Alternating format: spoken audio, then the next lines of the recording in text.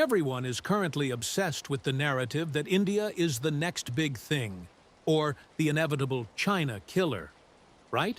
We see PM Modi flying around the world, getting hugged by every Western leader like he's the lost member of a boy band, and they call it the Vishwa Guru era, the age of the global teacher. But if you actually look past the shiny PR clips and the filtered drone shots of Mumbai's three nice buildings, you start to see a very different strategy at play. Because the real secret isn't that India is becoming a manufacturing powerhouse, it's that India has realized its most profitable export isn't software or textiles, it's the people themselves. It's a calculated state-sponsored demographic flood designed to keep a struggling domestic economy on life support through remittances. Simple as that, okay? Think about the math for a second. Because the numbers don't lie as much as politicians do, in 2025, India pulled in over $135 billion in remittances, which is more money sent back by immigrants than the entire GDP of countries like Morocco or Slovakia. The government knows they can't provide jobs for the millions of youth hitting the market every year, so the solution is to encourage them to leave. They flood Canada, the UK, and Australia, take up jobs, and send those sweet dollars back home to support extended families. It's essentially a state-sanctioned pyramid scheme, where the product is the population. They go abroad, they settle, they breed, as the critics say, and they create a permanent pipeline of foreign currency that stabilizes the rupee, while the actual infrastructure back home remains a disaster. But why does the West keep falling for it? Why are countries like the USA and Canada rolling out the red carpet for a nation that is still slum-ridden and struggling with basic civic sense? It's not because they love the food. It's because of a massive, sophisticated lobbying machine that operates exactly like AIPAC does for Israel. You have groups like USINPAC and the Hindu American Foundation that have bought their way into the halls of power, convincing Western governments that India is a strategic powerhouse necessary to counter China, basically selling a dream to Washington that India is an efficient democratic alternative, when in reality, the backing is just deep pockets and political donations. The West is so desperate to replace China that they've chosen a country that still thinks cow dung chips can protect you from mobile phone radiation. Yes, that's a real thing. A BJP politician literally marketed these chips to the masses, and they sold like wildfire. This is the innovation we're told will lead the 21st century, right? The joke is that while the West talks about India being the new China, the actual companies are looking at the quality and running the other way. Because if you look at the 2025-2026 manufacturing stats, India is actually losing the race to Vietnam.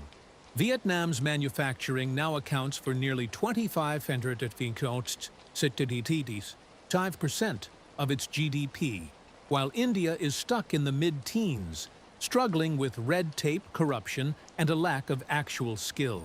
When a company like Apple moves to Vietnam, the parts actually fit together.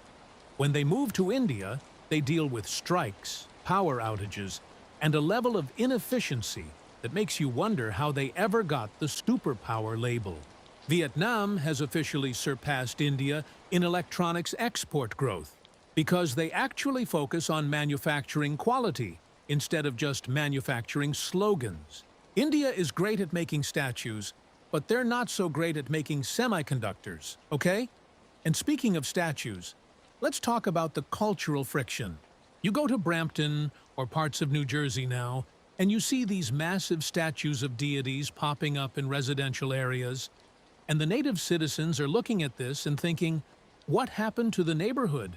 Because it shows a total lack of civic sense.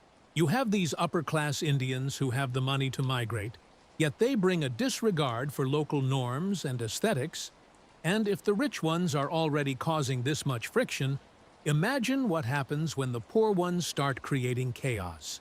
We're already seeing it in Australia, where in early 2026 the student visa rejection rate for Indians hit a record 40%.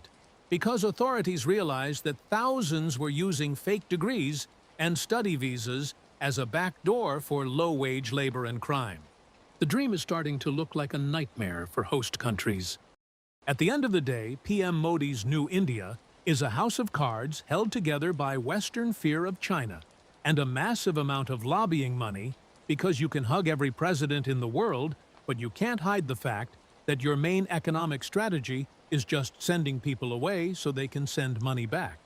The world is starting to realize that the Vishwa Guru is actually just a master of PR, and eventually companies will move to Vietnam. Western suburbs will be filled with statues no one asked for, and the anti-radiation cow dung will be the only thing left of the tech dream. It's a brilliant scam when you think about it. You export the population, import the dollars, and let the rest of the world deal with the consequences. Simple as that. Okay, if you call out the lack of quality, you're labeled a hater. But if you look at FDI trends, even investors are pulling back, with India sitting around 1.5% of GDP, while Vietnam is at 4 to 5%, which isn't a rounding error. It's a clear vote of no confidence. They see the chaos, the planning issues, and the lack of infrastructure. And they realize a country focused more on internal debates than industrial output isn't where you build a high-tech future.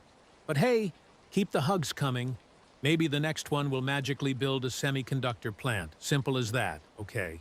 The reality is that the so-called Indian dream is being subsidized by Western systems that don't even realize the long-term cost.